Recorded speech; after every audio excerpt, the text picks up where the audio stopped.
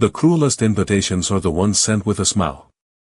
The crystal chandeliers above the ballroom shimmered like cold stars while waiters carried silver trays through rows of wealthy guests dressed in black tuxedos and designer gowns worth more than most pupils' monthly rent.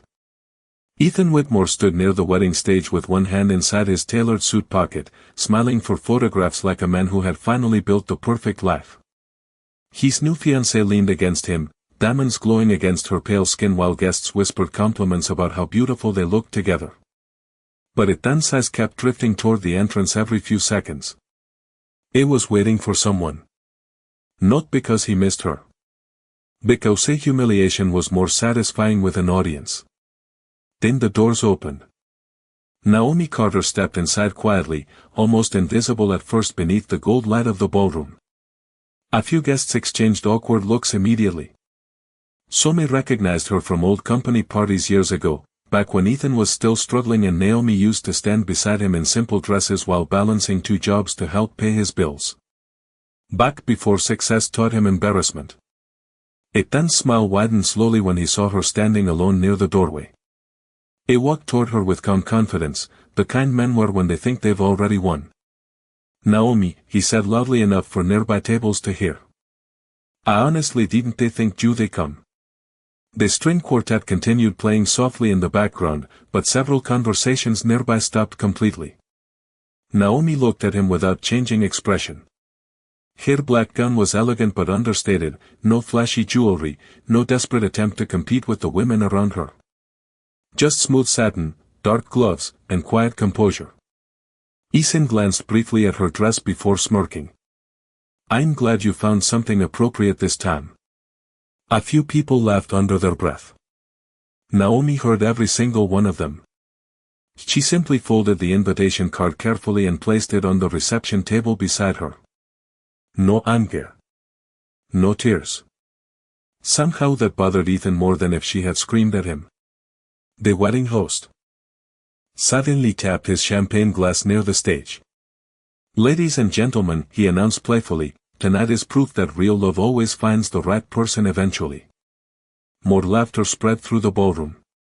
Ethan didn't stop it. He enjoyed it too much. Naomi slowly lifted her eyes toward the massive chandelier above the dance floor while reflections of gold light flickered across her face. She looked completely calm, but her silence carried something heavy enough to make even strangers uncomfortable. Then it happened. Outside the tall ballroom windows, headlights appeared one after another. Lone black SUVs rolled to a stop in front of the hotel entrance. Conversations died instantly. Guests turned toward the glass doors as men in dark suits stepped out with earpieces and gloves, scanning the building with disciplined precision. Even the musicians stopped playing. Ethan frowned slightly. "What the hell?" one guest whispered. Naomi never looked surprised. One of the security men opened the ballroom doors and walked directly toward her before lowering his head respectfully. "Ms. Carter," he said calmly, "they're ready for you." And for the first time that night, Ethan's smile disappeared. The ballroom felt smaller after those words. Hundreds of eyes followed Naomi as the security team surrounded her with quiet precision, their polished shoes moving across the marble floor without urgency but with absolute control. The guests who had laughed at her minutes earlier suddenly lowered their champagne glasses, unsure whether they were witnessing a scandal or something far more dangerous. Ethan stared at the men standing beside Naomi. Tall. Gray suit. Earpiece. Calm expression. The kind of men wealthy people hired when money alone was no longer enough to protect them. "What is this?" Ethan asked, forcing a laugh that sounded thinner than before. Naomi turned toward him slowly. "You invited me," she said softly. "I came." Her voice never rose above the music, but somehow it carried farther than the microphone near the wedding stage. Ethan glanced around quickly, embarrassed by the sudden shift in attention. His fiancée tightened her grip around his arm. "Ethan," she whispered nervously, "who are these people?" Before he could answer, another black SUV pulled up outside beneath the glow of the hotel entrance lights. More whispers spread across the ballroom. Phones appeared discreetly beneath tables as guests texted each other, trying to figure out who Naomi Carter had become after disappearing from their world 3 years earlier. Ethan remembered the last time he saw her clearly. Not at the divorce hearing. Not during the arguments before it. He remembered a small apartment kitchen at 2 in the morning while rain hit the windows outside. Naomi had still been wearing hospital scrubs from her second shift while helping him review investor presentations spread across the table. He remembered her handwriting covering legal pads with calculations because he could not afford an accountant yet. He remembered the smell of cheap coffee and exhaustion while she quietly believed in him louder than anyone else ever had. Back then Ethan used to promise her everything. A bigger home. A better life. Vacations in Italy. A future where she would never have to work double shifts again. But success changed the shape of his promises. The moment wealthy investors began inviting him into private country clubs and rooftop parties overlooking Manhattan, Naomi no longer fit beside him the way she once had. She was too quiet. Too honest. Too real for the polished image he wanted to sell. You never understood how this world works, Ethan told her the night he left. Naomi had stood near the apartment doorway in silence while he packed designer suits into expensive luggage she helped him afford. No, she answered quietly back then. I understood exactly how it works. Ethan blinked hard, forcing himself back to the present as another guest approached one of the security men near Naomi. Excuse me, the guest whispered carefully, is someone important arriving? The security guard looked directly toward Naomi before answering. She already arrived. The sentence landed across the ballroom heavier than the music. Ethan felt heat crawl slowly into his neck while nearby guests exchanged confused glances. Naomi reached for a champagne glass. From a passing tray, her movements calm and elegant, as if none of this surprised her at all. Then the wedding coordinator hurried nervously across the ballroom toward Ethan holding a phone with shaking hands. Sir, she whispered urgently, there is a call from Whitmore Technologies. They said it cannot wait. Ethan frowned immediately. Nobody from his company was supposed to interrupt his wedding. Not tonight. But when he took the phone and heard the terrified voice on the other end, the color slowly drained from his face. The noise inside the ballroom faded into a strange silence as Ethan pressed the phone tighter against his ear. Guests could only watch the shift happen across his face in real time. 1 second he looked irritated. The next, he looked like a man standing too close to the edge of something collapsing beneath him. What do you mean the board is meeting tonight? Ethan asked sharply. The voice on the other end answered too quietly for anyone else to hear, but whatever was said made his jaw tighten immediately. That is impossible, he snapped. Nobody approves a buyout during a private event. Naomi stood only a few feet away, calmly swirling the champagne in her glass while reflections from the chandeliers shimmered softly across the dark satin of her gown. She did not look toward Ethan. She did not need to.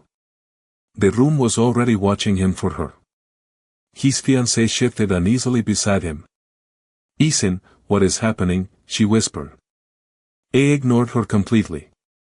Across the ballroom, investors and executives who had spent years flattering Ethan suddenly began checking their phones beneath the tablecloths. Teeny flashes of concern moved quietly from face to face like invisible dominoes falling.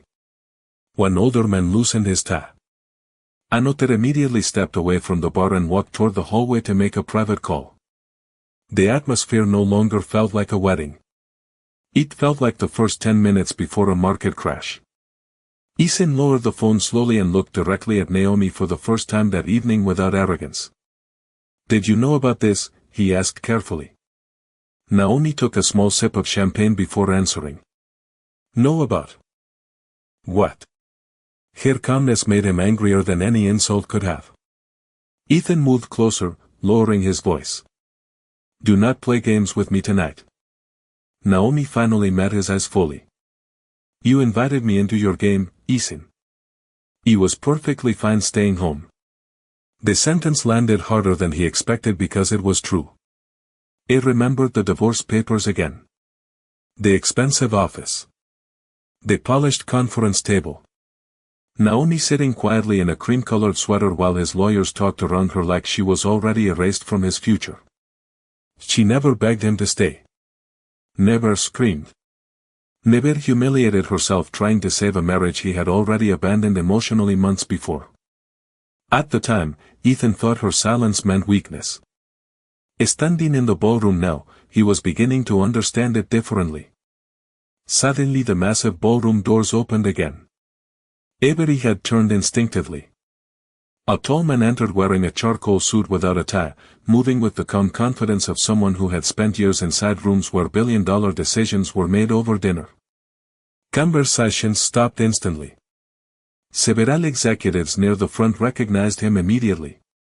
"That is Adrian Vale," someone whispered near the stage. "The Adrian Vale," another guest murmured back in disbelief. Ethan stared as Adrian walked directly across the ballroom floor, passing investors, celebrities, and business partners without acknowledging any of them. The security team subtly adjusted positions around Naomi the moment he approached. Ethan expected Adrian to stand beside her. Instead, Adrian stopped in front of Naomi and gave a small respectful nod. "Sorry to keep you waiting," he said softly. Naomi smiled faintly. "You are right on time." The sentence hit the room like cold water. Because a man like Adrian Vale did not arrive late for anyone. Ethan felt his stomach tighten as Adrian finally turned toward him with polite indifference. "Mayor Whitmore," Adrian said calmly, extending his hand.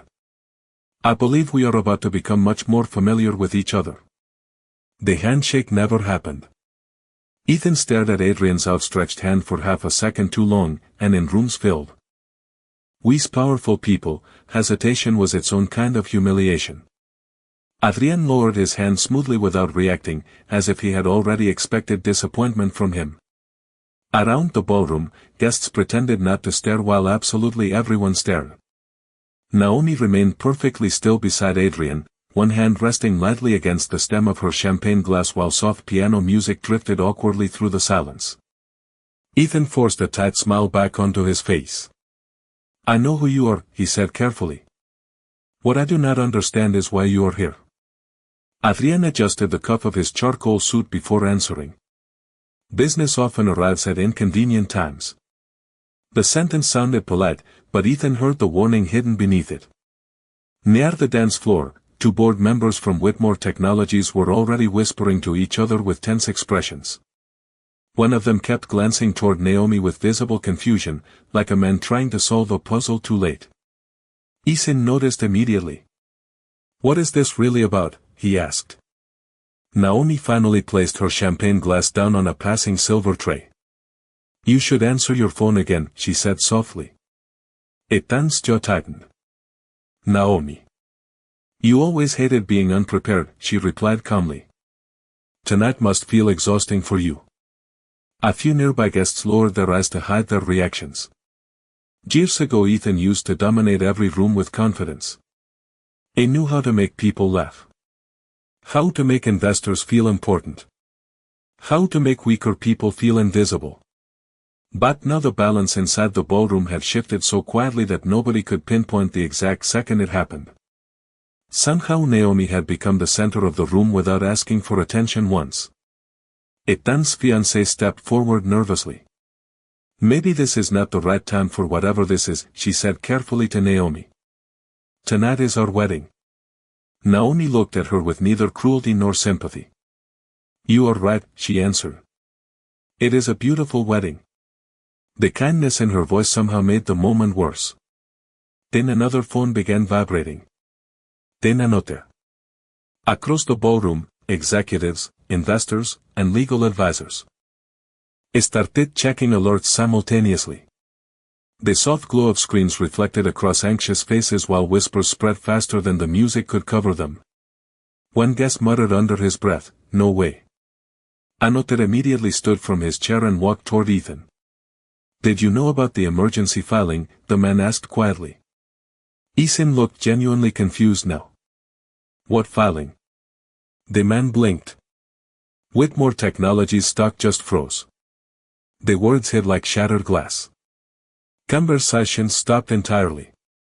Eben Etan's fiancé slowly released his arm. Naomi watched him carefully, not with revenge, but with the strange sadness people feel when they finally witness someone becoming exactly who they chose to become. Ethan grabbed his phone again and pulled up the market alerts with trembling fingers. His breathing changed the second he saw the headline. Whitmore Technologies enters majority acquisition negotiations. Ethan looked up instantly toward Adrian. You. Adrian slipped one hand into his pocket calmly. Partially. What does that mean? Ethan demanded. Adrian glanced briefly toward Naomi before answering. It means I am not the person you should be worried about. The ballroom suddenly felt colder.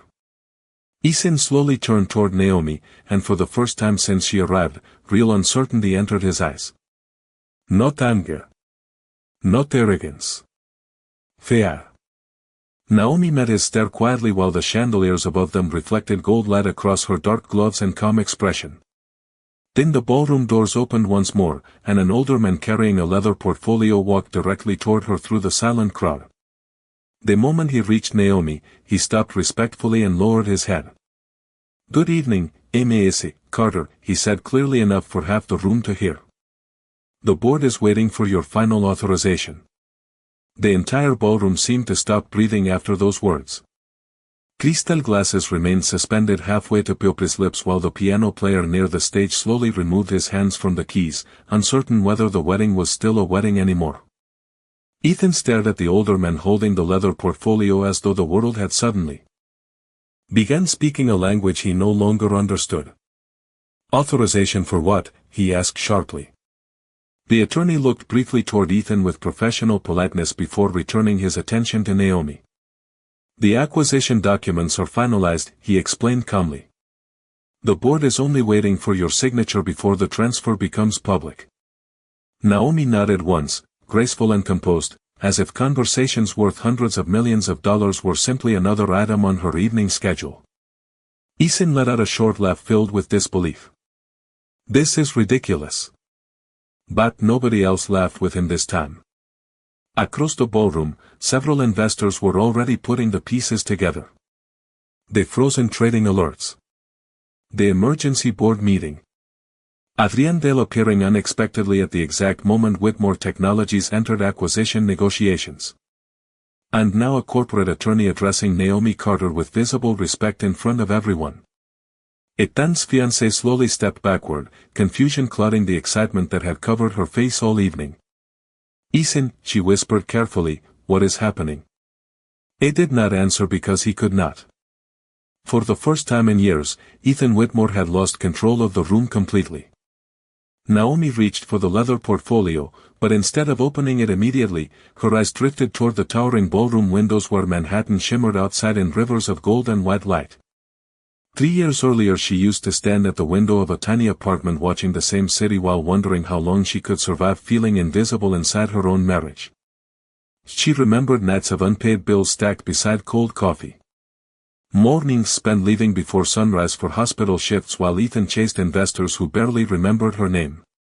She remembered every sacrifice he later pretended happened alone. What hurt most was never the divorce itself. It was the way success slowly taught Ethan to look embarrassed whenever she entered a room. You deserve someone who fits this world better, he told her once after a charity gala where wealthy women ignored Naomi like furniture while complimenting Ethan all night. Naomi remembered standing silently in front of the bathroom mirror afterward, removing borrowed earrings while Ethan answered business calls outside without noticing she was crying. Back then she thought love required endurance. She thought if she stayed patient enough, loyal enough, useful enough, eventually he would remember the woman who built his beginning beside him. But some people do not return to love after tasting status. They return only when they fear losing power. Ethan stepped closer now, lowering his voice carefully. Naomi, whatever game this is, you can stop now. Naomi finally opened the leather portfolio slowly while the room watched every movement. Inside sat legal documents stamped with the Whitmore Technologies logo beside another name Ethan recognized instantly. Carter Holdings. His stomach tightened immediately. That company belongs to a private equity group, he said. Adrien adjusted his watch calmly beside her. It used to. Isin looked back toward Naomi, his expression beginning to crack under the pressure of realization. You own Carter Holdings? Naomi closed the folder gently before answering. My mother did. Silence spread again. Isin blinked hard. Naomi's mother had passed away nearly 2 years earlier.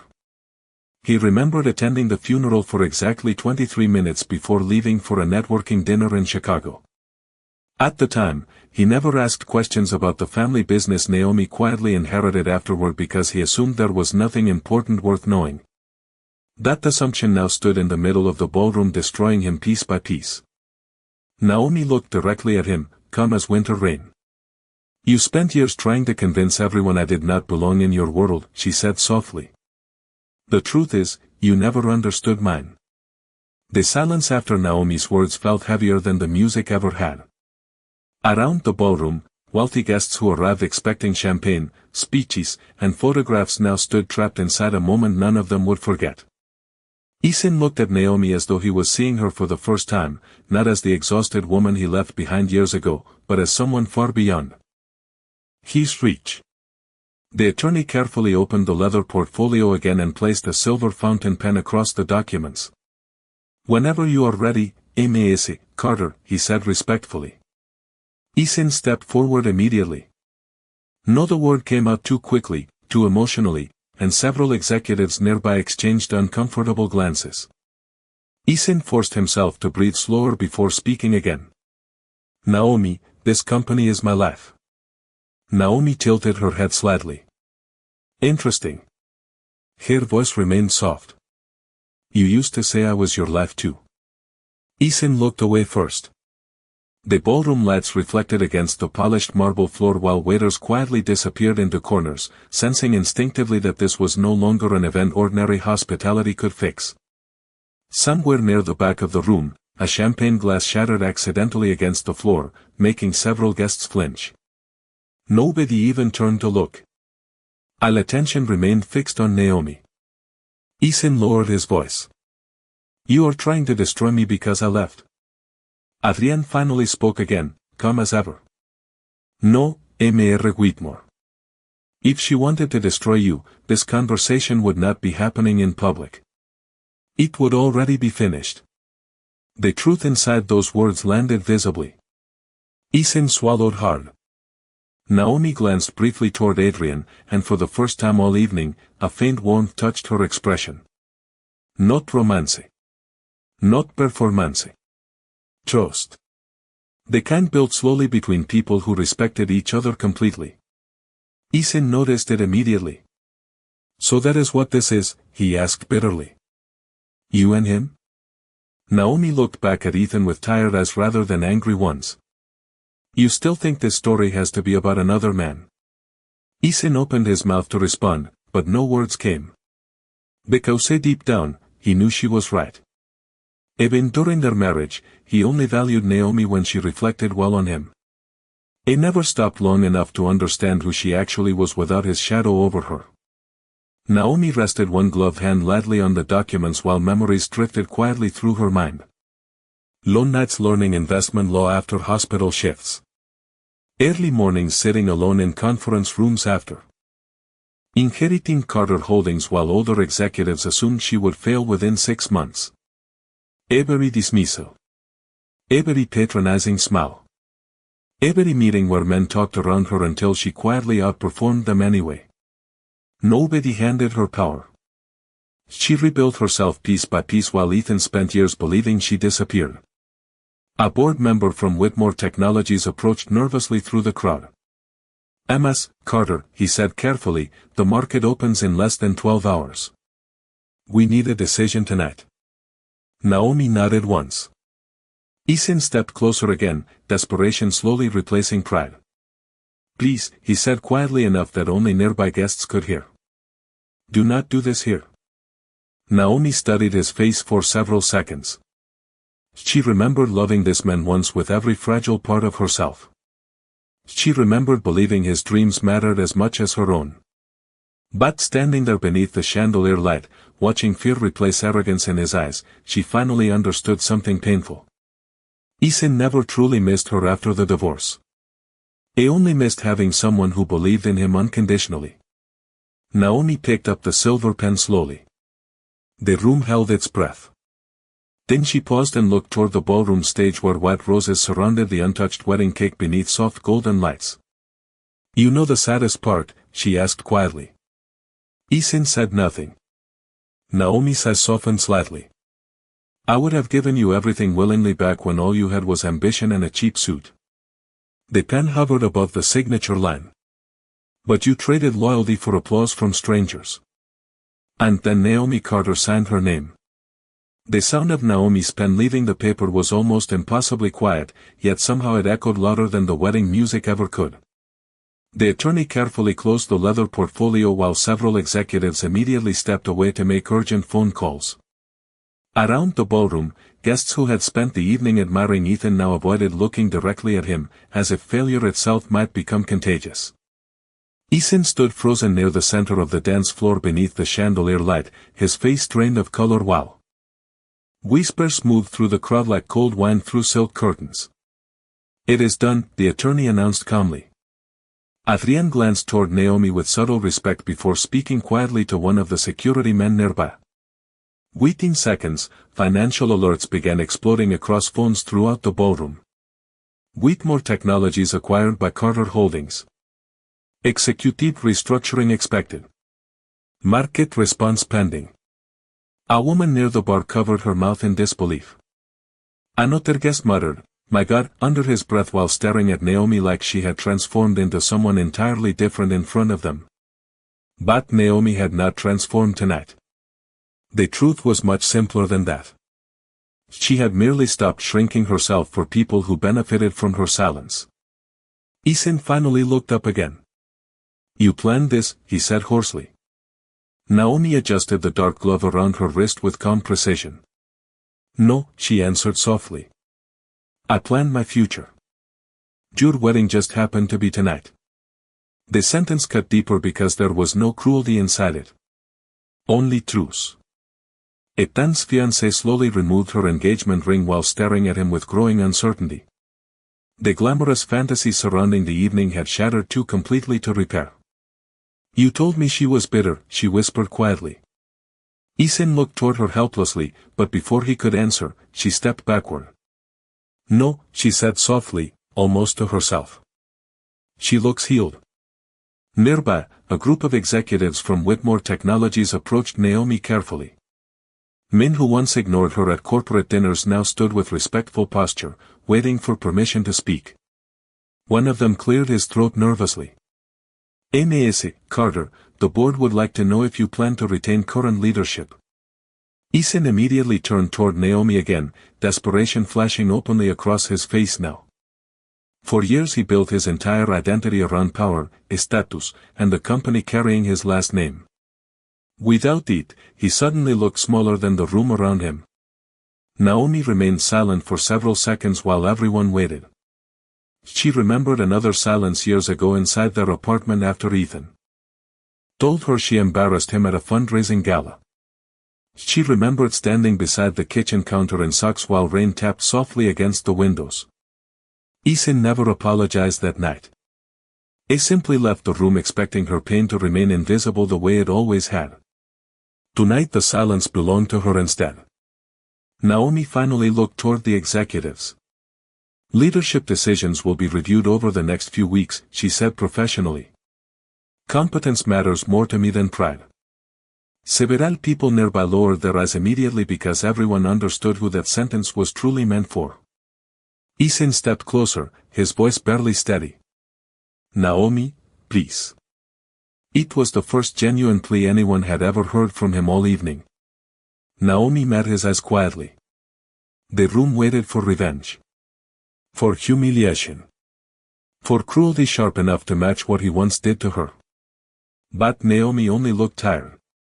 Tired of carrying old wounds into rooms where she no longer belonged emotionally. "Do you know what hurts the most?" she asked softly. Ethan said nothing. Naomi's gaze drifted briefly toward the untouched wedding cake surrounded by white roses beginning to wilt under the ballroom lights. "You spent years trying to prove I was not enough for your world," she whispered. "And all that time, he was building one you could never survive inside." Then she turned away from him completely, and somehow that hurt Ethan more than losing the company ever could. Naomi walked away from the center of the ballroom slowly, and the crowd instinctively parted for her without a single security guard needing to say a word. The same people who had laughed quietly when she first arrived now stepped aside with careful respect, lowering their voices whenever she passed near them. Ethan remained frozen beneath the chandelier light while financial notifications continued flooding every phone in the room. His wedding had disappeared beneath headlines, stock alerts, and whispers about Carter Holdings. Somewhere near the stage, the wedding planner quietly instructed staff to stop serving champagne because half the guests were too distracted to drink anymore. Naomi paused briefly beside the ballroom windows overlooking the city. Rain had started falling lightly over Manhattan, turning the streets below into rivers of silver reflections. Adrian stepped beside her, keeping a respectful distance. "You handled that better than most people would have," he said softly. Naomi watched the rain for a moment before answering. "Anger is expensive. He spent too many years paying for it already." Adrian smiled faintly at that. Across the room, Ethan finally began moving again. He walked toward them slowly, ignoring the stares following him through the ballroom. His suit still looked perfect. His posture still carried traces of confidence. But his eyes no longer belonged to a man in control of his future. They belonged to someone realizing too late that he misunderstood the most important person in his life completely. "Naomi," he said quietly once he reached her. She turned toward him calmly. Ethan glanced briefly toward Adrian before lowering his voice. "Can we talk privately?" Naomi looked around the ballroom filled with executives, investors, and guests pretending not to listen. "You preferred public conversations when I was the one being embarrassed," she replied gently. Ethan closed his eyes for half a second. The truth inside her words left no room for defense. A few feet away, his fiancée sat alone near the untouched wedding cake, staring down at her engagement ring resting silently against the white tablecloth. The orchestra members had quietly packed away their instruments. Even the flowers surrounding the ballroom now looked exhausted beneath the fading lights. Ethan looked back toward Naomi with visible regret. "I did love you," he said. Naomi's expression softened slightly, but not in the way he hoped. "I know," she answered. "That is what made it sad." Ethan swallowed hard. "Then why does it feel like you wanted revenge?" Naomi shook her head slowly. "Revenge would have been making you feel worthless." Her eyes met his steadily. "I would never do that to someone I once loved." Ethan looked down immediately because shame finally carried more weight than pride. Naomi continued quietly, "What happened tonight was not revenge. It was consequence." The sentence settled heavily between them while rain continued sliding down the ballroom windows in soft silver lines. Ethan remembered countless nights Naomi sat beside him while he chased impossible dreams. She believed in him before investors did. Before the magazines wrote articles about him. Before the expensive people invited him into expensive rooms. And somewhere along the way, he began treating her loyalty like background noise instead of the foundation beneath everything he built. Adrien's phone vibrated softly. He glanced at the screen before speaking to Naomi. "The press already knows about the acquisition. There are cameras outside the hotel now." Naomi nodded once. Ethan stared at her carefully. "You really are leaving?" Naomi almost smiled at that. "Ethan," she said softly, "I left a long time ago. Tonight was just the first time you noticed." Near the ballroom entrance, security quietly prepared for her departure while flashes from photographers outside lit the rain like lightning. Ethan suddenly reached for her hand, not aggressively, just desperately, as if touching her one last time might somehow undo years of arrogance and neglect. Naomi looked down at his hand resting lightly against her glove. Then she slowly stepped back. "There was a time," she whispered, "when I would have stayed through anything for you."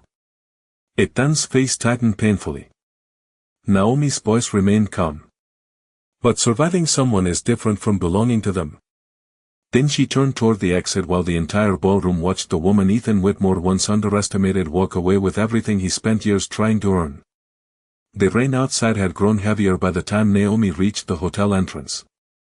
Camera flashes exploded against the black SUVs lined along the curb while reporters shouted questions from behind velvet barriers, desperate to understand how a wedding had transformed into the biggest business story in Manhattan overnight. Security moved carefully around Naomi without touching her, creating quiet space instead of chaos. Adrian opened the rear car door for her, but Naomi paused before stepping inside. Baying here, through the towering glass entrance of the ballroom, she could still see Ethan standing alone beneath the chandelier lights. Most of the guests had drifted away from him already. Investors gathered in private circles whispering about market strategy. Executives checked phones with nervous urgency. Even the wedding flowers now looked forgotten beneath dimming lights and melting ice sculptures. For the first time in his adult life, Ethan Whitmore looked like a man nobody needed anything from. Naomi watched him silently through the rain-streaked glass. She remembered another version of him once. A young man with rolled-up sleeves sitting cross-legged on apartment floors beside her at midnight, dreaming about changing his life. Back then his ambition felt beautiful because it still carried gratitude inside it. Somewhere between success and ego, he stopped seeing people as companions and started seeing them as reflections of status. Naomi almost pitied him now. Almost. Ethan suddenly pushed through the ballroom doors and stepped outside into the rain without caring that his expensive shoes were soaking against the pavement. Naomi, he called out. The reporters immediately turned their cameras toward him. Naomi remained still beside the SUV while rain tapped softly against her gloves and dark coat. Ethan stopped a few feet away, breathing hard, his carefully controlled image finally stripped away by exhaustion and regret. Please, he said quietly. Do not leave like this. Naomi studied him calmly while city lights reflected across the wet pavement around them. Adrian stayed respectfully behind her near the vehicle, saying nothing. Ethan glanced toward the cameras before lowering his voice further. I know I was wrong. Naomi's expression never changed. That sentence came very late. Ethan swallowed hard. I thought success would make me happy, he admitted. I thought if people respected me enough, eventually everything else would feel worth it. Naomi listened quietly because she had already learned something Ethan still had not fully understood. People who chase admiration often destroy the only people who loved them before they became impressive. Ethan looked at her with painful honesty now. When did you stop loving me? Rain slid slowly down Naomi's cheek like liquid silver beneath the streetlights. I did not stop all at once, she answered softly. It happened slowly. Every time you made me feel like I was too small to stand beside you.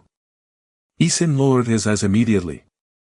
Somewhere behind them, photographers continued taking pictures while traffic rolled through the city like distant waves.